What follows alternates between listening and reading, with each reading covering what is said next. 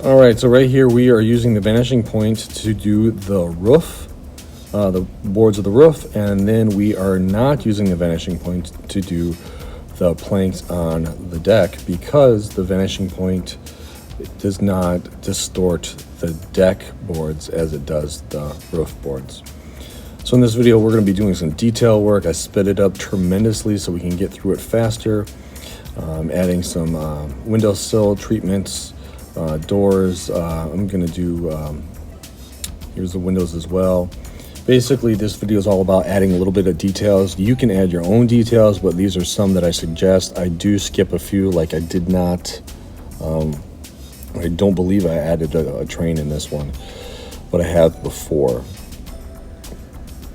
So just remember to use the ruler and the eraser, draw lightly and go from there. Here we're adding a mountain. I'm just trying to feel it out. You don't have to add a mountain, but you could. Most important thing here is you check your work. Make sure you're keeping that horizon line in there and separating the sky from the ground. That's really going to help sell the one-point perspective, sell the illusion of space. Remember, overlap and details are key because they're going to make your work more interesting and more believable, even if it's an illustration and not based on realism or based on realism. I thought having a contrast between vertical boards going up and horizontal boards on the roof would help distinguish the two. It's best to be looking at a reference while doing this, either telephone poles or buildings or mountains or what have you. I'm shading in the rails here. Some students are erasing those. You still want those on there because the boards have to rest on them. I'm adding a couple of interesting organic shapes for rocks and pebbles. So I just keep on doing that.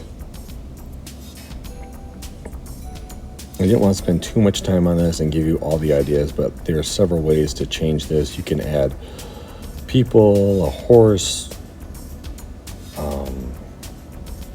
whatever you will, flowers, and just keep on going here. I cover the background with trees eventually because I just feel it needs something in the far back. And over here we're adding a bush. And I'm just trying to put it in there like casually, not worrying too much about it, just trying to relax and let the form develop itself. I'm not in my usual studio, so I do apologize. I have to keep positioning the camera correctly. I'm trying to make a stream or river on the other side of the bush, and then on the other side of that have some trees.